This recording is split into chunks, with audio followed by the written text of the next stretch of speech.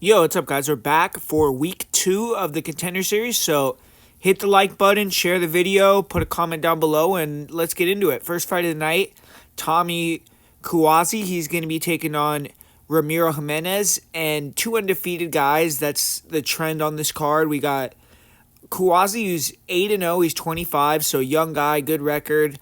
And he represents and trains out of his family's gym, Kamakuazi. His dad had some amateur MMA fights. His mom is a former pro kickboxer, and he lives in North Carolina. The majority of his fights have been in North and South Carolina and on small venues for the most part. And he did beat Theo Rileying, who fought on the Contender Series, but he's only had 2 fights out of his 8 in his career where his opponent had a winning record.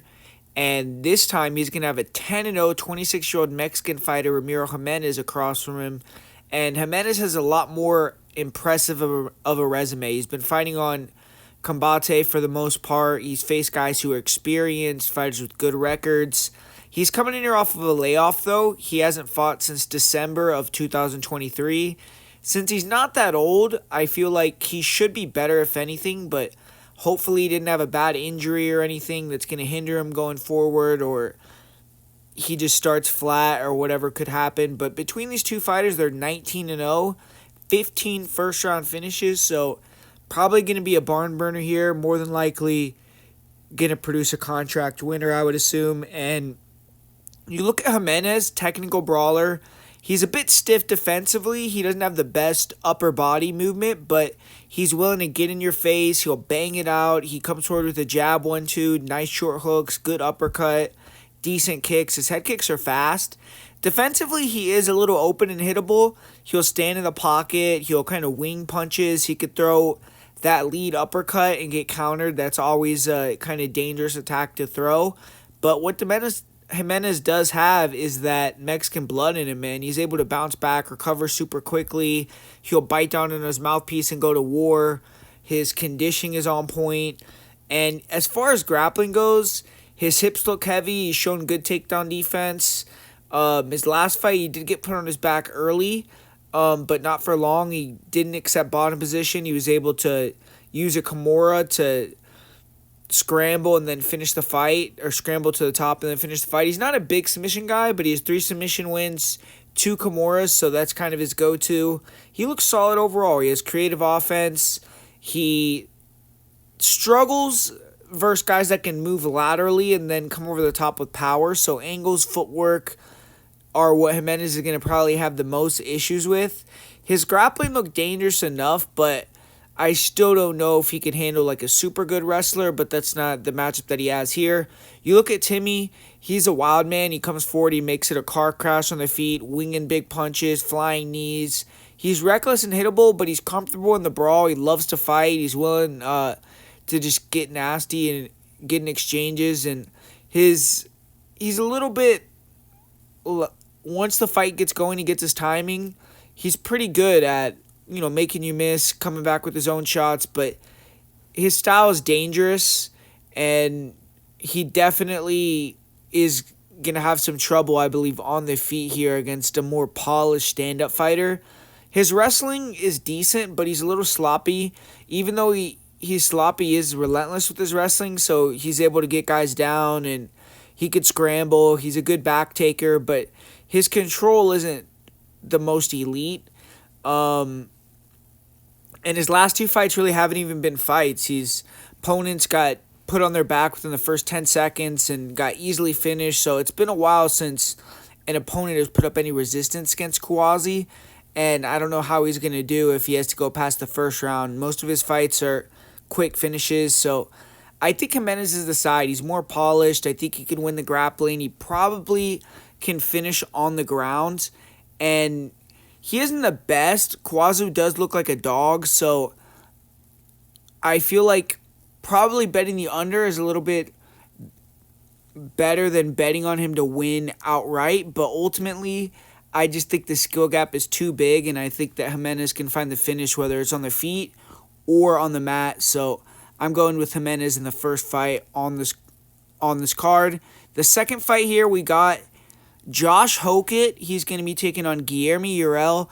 And this fight right here is probably bringing in one of the more interesting prospects for Josh Hokett, because 27 years old, so he's a young guy for heavyweight, and he has a pretty cool background where he went to Clovis High School, which is a school that produced a ton of pro football players, and Hokett is included in that class. He went on to play college football at Fresno State, Colorado State, and then pro for the San Francisco 49ers. And he never actually played a pro game, but he was signed to the 49ers for a couple years. And on top of excelling in football, he was an All-American wrestler for Fresno State. He finished 5th in the national championships in 2018, D1 for Colorado State. And he's a little bit of a smaller heavyweight, kind of that Cain Velasquez build, but he's an elite athlete. He's undefeated at 5-0, and he's one of the only new generation fighters out of Jackson Rink right now. So I think they should definitely look to put all their eggs in his basket and push him as far as he can go. He's entertaining in and out of the cage. He's hilarious with his post-fight interviews, and he's fought low-level guys as of now. 4 of his 5 wins are first-round finishes, so doesn't have the most experience. You're going to have to kind of bring him up slow if you give him a contract, but he's a pretty big favorite here against Guilherme Urel, who's making his United States debut on Tuesday night. He's 28 years old. He's a Brazilian fighter who's 6-1. None of his 7 fights have gone past the first round, so he's a killer-be-killed fighter. And he's been fighting mostly for the LFA when they come to Brazil, and he's 4-1 in the LFA. He's coming off of a win over an 8-1-1 guy, so that was a solid victory for him. Currently on a 2-fight winning streak. And I would say he has a little bit of a better resume, but both guys are kind of inexperienced and faced low-level opposition. Guilherme, he goes out there and gets after it immediately, though. He comes forward, he'll throw heavy calf kicks, big punches over the top. His loss versus Lucas Camacho was a brawl. We saw Lucas Camacho compete on Contender Series. He got knocked out by Mario Pinto, but Uriel, he got dropped with a rear cross early, but he came back and rocked Camacho multiple times. He dropped him, but he gassed himself out looking for the finish, and Camacho came back and put him out in the last minute of the first round. So his fight after the Camacho fight, really nothing happened. He came out hot. He forced a panic takedown, jumped on a guillotine. He has another win via heel hook, so he is kind of skilled for a heavyweight, even though he's kind of just a barroom brawler type. You know, heel hook victory, guillotine victory, even as a head kick victory as well. So goes out there full send, killer be killed. He's willing to, pull out some wild techniques, but he doesn't pace himself, and none of his fights have gone 5 rounds. The one fight that went even 5 minutes, the one fight that even went over 4 minutes, he was exhausted. So the longer the fight goes, it's going to look good for Hokett. But Josh Hokett on the feet, he's mobile. He uses footwork speed to get fighters to overextend and then level change under it for the takedown. And recently he's been able to get on top, and his opponents have made mistakes that let him get easy finishes. He's good at wrist riding, getting to the back, finishing with ground and pound. His last fight, he rocked his opponent with a jab and then choked him out. And you see he is getting better, because in his pro debut, he wasn't as confident putting the hooks in and actually looking to finish someone when he took the back. And you see that he's more confident doing that now. But he's been able to use lateral movement, throw minimal strikes, and not really do a ton on the feet in his fights. And he is super fast, though. He's a former running back, so it's a great combination, man. I mean, you got to be explosive and fast to be a running back. And on top of that, you also have the wrestling background of Hokett, where he can hit the single leg on you, and he has a really fast shot. He's good at using his footwork to pull you into takedowns, and then he closes the distance quick. So he's a pretty solid prospect, but we just don't know, does the guy have grit? Is he willing to bite down and it's in a hard fight? Is he going to be able to defend a leg attack? We know Uriel is a heel hook finish, but I feel like training at Jackson Wink, he's going to be ready to go with a lot of those defensive grappling situations for a big guy, especially with some of this not super great on the mat. I don't feel like in Guilherme. So I think he likely needs one takedown. He can end the fight. So I'm going to go with Hokett. I'll say first round finish here. And Yeah, I think the favorite is going to roll in that one. Next fight we got on the card, we have another big favorite with Lewis Lee Scott, but he did miss weight. He looked bad on the scales as well. And anytime you miss weight for Contender Series, that's a pretty major red flag because you know that you have to make weight to, almost guaranteed you're not going to get a contract if you don't make weight. So either he has an injury or maybe the travel because he's never fought in the United States for Lewis Lee Scott got to him. But regardless, missing weight was a really bad look for him. And hopefully it doesn't affect his mindset going into this fight. If he goes out there and he's really reckless because of that, it could, potentially put him in danger. But he's taken on Kaushik Sakumar, and Sakumar, he made weight, he looked good, so he, to me, is a little bit in the driver's seat right now, but you look at Lewis Lee Scott, resume-wise, he has a gigantic advantage. He's 9-0 as a pro, 14-2 as an amateur. He beat Reese McEwen in the amateurs, who went on to fight for the Cage Warriors world title as a pro, and he's gotten some great wins as of late as well. He earned a 21-second victory via KO on a PFL card. He beat up an experienced Brazilian on an Anthony Pettis FC card. He beat DeMarte Pena to win the Aries FC Bantamweight World title. And he followed that up with the armbar victory over a 5-0 prospect. So if Scott made weight, he was looking like a serious prospect that was almost definitely in line to get a contract. He's coming out of Manchester Top Team, which has had multiple UFC fighters already. So he really screwed himself by missing this weight. But Sakumar, 27 years old, Indian fighter. He's 5-0, and he actually trains in the U.S. He trains in Virginia at 50-50 with Ryan Hall and that crew over there. And he has 0 amateur fights, so he only has 5 pro fights. His amount of experience and cage time in comparison to Scott is really low. But he's fought for Anthony Pettis FC, he's fought for CFFC, so he has good promotions that he's competed in. And the combined record of his opponents in his last 3 wins is 13-3. So he's been fighting solid opponents. And it's his first fight since October of last year, so it's been a while for him. But I think he should be ready for this moment. You look at Sakumar, long limbs. He likes to be all the way in or all the way out. He'll move this side to side. He'll pull fighters into his 2-3s, 3-2s.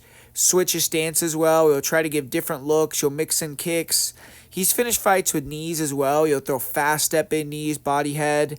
And he isn't the most evasive fighter, though, so if you pressure him, you can get to him eventually. He's a little stationary, and that's very bad for this matchup because you got a guy in Lewis Lee Scott that has great combinations and nasty kicks.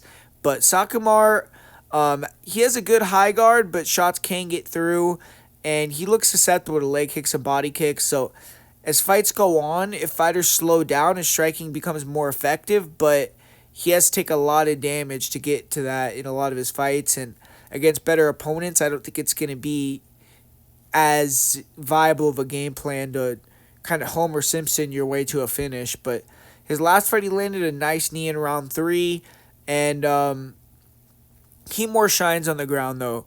His wrestling isn't great, so he could struggle to get it down, but if you overextend, you'll body lock you, he could catch kicks, and he's pretty aggressive on the mat. He has heavy top pressure, he'll try to jump on your back, he has solid backpack control, and if you take him down, he'll immediately jump on leg attacks, you'll look to create sweeps or finishes with those, and he got taken down in one of his recent wins, immediately used the leg lock to sweep and then got the arm triangle. So he's dangerous on the ground. And if he could somehow bait Scott to get on top of him, it could be a major mistake for him. But Lewis Lee Scott, he's nicknamed Lightning for a reason. Extremely good footwork, speed, switches stances very well. Great upper body movement and feints. So he's always bobbing and weaving. He uses a lot of motion to lull fighters. And it's good optics too, because even when he's not throwing a ton, he looks like he's doing something. And then on top of that, he has amazing kicks. He'll throw them with amazing speed and can attack with front round spin kicks to all parts of the body. His hands are all right and he can counter his straights, but his boxing, I would say, is a little weak. And he isn't the most active with the hands. He's definitely more kick heavy.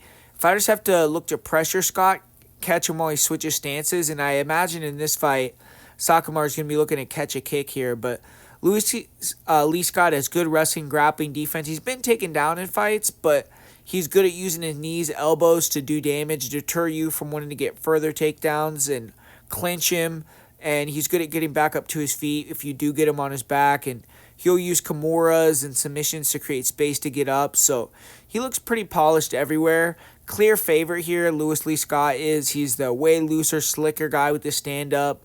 His opponent is long and may have some decent counters, but I think he's too slow and he backs up too much. He's too stationary.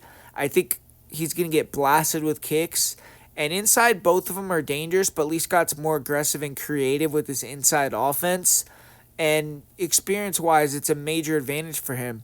The only thing that obviously is scary is the weight cut, or the weight miss, more specifically. But ultimately, I just think Lee Scott's too dynamic, and I see him winning this one inside the distance, more than likely via KO. And co-main event time, we got Brandon Holmes taking on the returning Cam Ralston, and it's going to be in the 185-pound division. Holmes is coming in on short notice, but he should be ready. He had a fight scheduled August 17th, which would have been 2 days before this fight. And the 28-year-old fighter is undefeated. He's 5-0. He was 4-0 as an amateur, but this is a significant step up of competition. His last 2 wins have been against decent opposition. He beat Nick Alante, who's a solid grappler, currently 4-1 pro fighter. Followed that up with a win over Zach Borrego, who won on the Contender Series and got finished by Bo Nickel in like 10 seconds. But either way, a Contender Series veteran. And, now he's taking on 11-3 Cam Ralston. Ralston, 31 years old, city kickboxing product. Second go-round of Contender Series for him. The last time he was on the show was almost a year to the day. He fought August 20th, 2024 against Torres Finney. Lost via decision. And he came into that fight off of an almost 2-year layoff. So since then, he stayed active. He's won 3 fights in a row. And he fought in one in February. So he's looking to make right on the second opportunity on the show with better circumstances. And although he's had a lot of fights and wins, his record is padded, and this would definitely be the best win he's ever had. He's tall, long, lanky, he's a kickboxer, kind of out of the same mold as many other city kickboxing fighters. And on the feet, he's slick. He has a nice jab. He'll double, triple jab his way in. Good job of throwing loose 1-2s, decent counter uppercuts. He brings knees up the middle, fast high kicks. He's accurate. He picked his shots well. He's not the fastest guy, though, with his footwork and just his offense in general, even though he's a little loose. And his kicks are fast, like the head kick, but his hands and just sometimes he can be a little bit lackadaisical. But you have to make it a brawl and get inside his kicking range and just throw heat at him, be explosive. He's been knocked out in one of his losses, and he only has 3 knockouts of his own, so he's not the most heavy of a hitter. But Ralston is actually gotten better with his wrestling as well. He's shown that off recently. He wasn't able to stop Finney from taking him down. He got back up to his feet a few times, but he just couldn't land enough damage to counter out the control of Finney, lost the decision.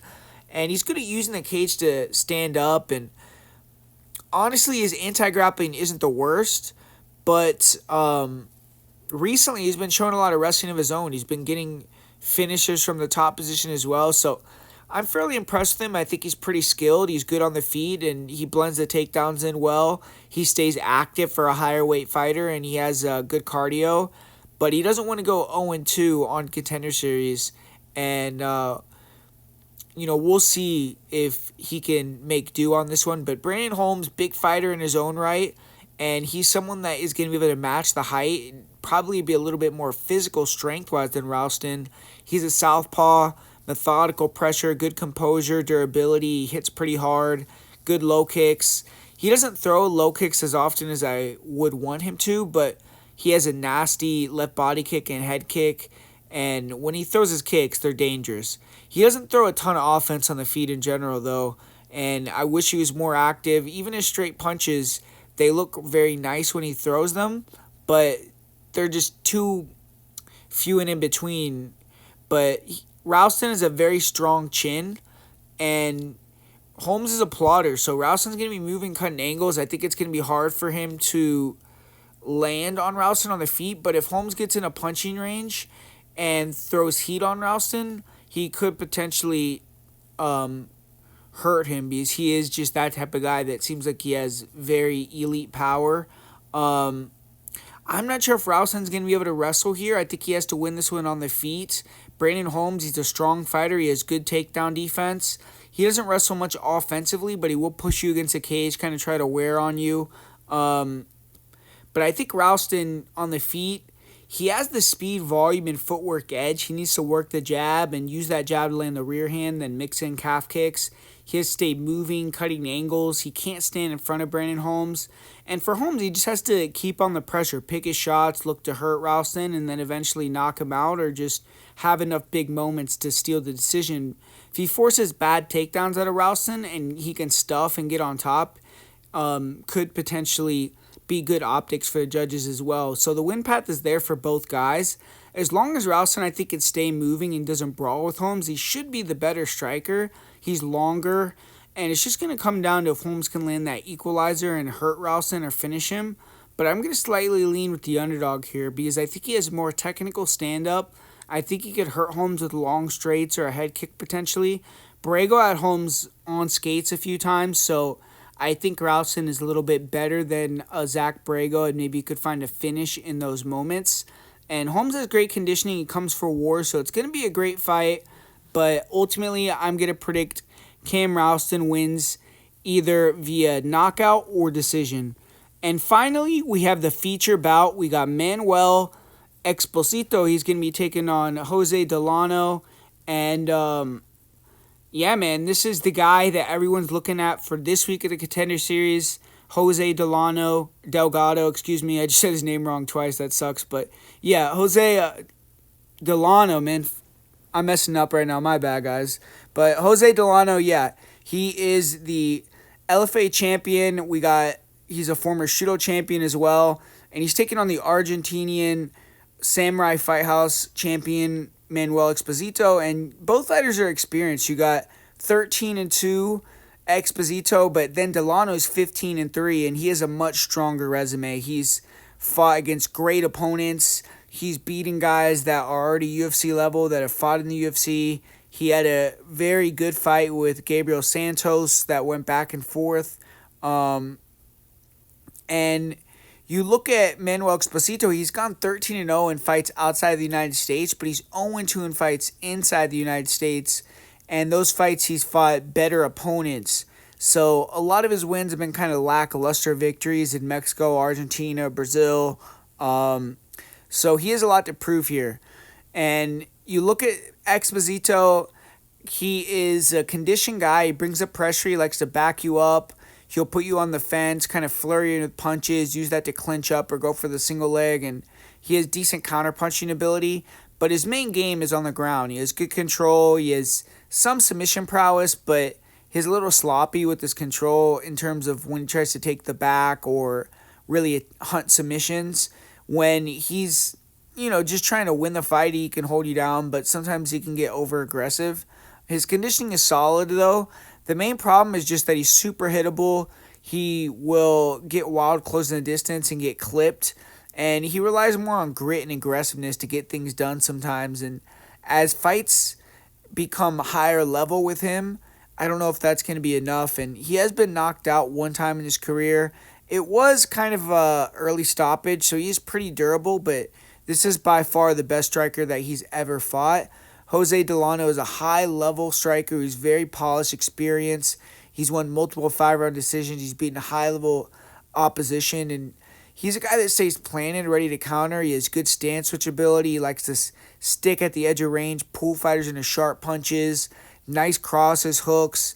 In exchanges, he's super fast, sharp, accurate, nasty kicks, knees. His teeps are clean, and he's on point, man. I mean, his defense is very good. He likes to make guys miss early.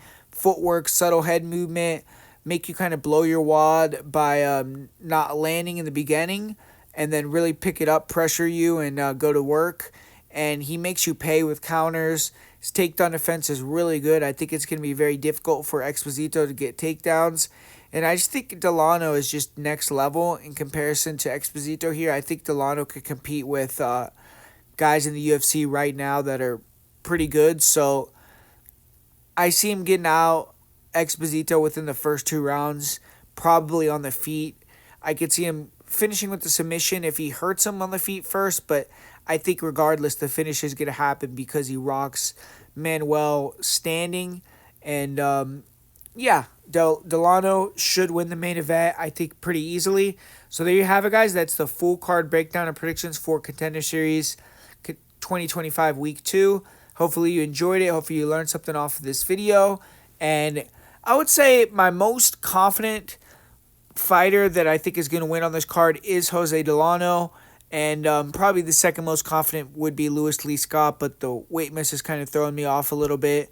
But I think really the favorites are pretty safe this week. I think Jimenez maybe is the least safe. And then when you got two low level, or not, I don't think Hogan is low level, but inexperienced green heavyweight against another guy that goes out there and finishes in round 1. I don't know if you want to really be messing around with that, but I think Hogan, definitely should win the fight.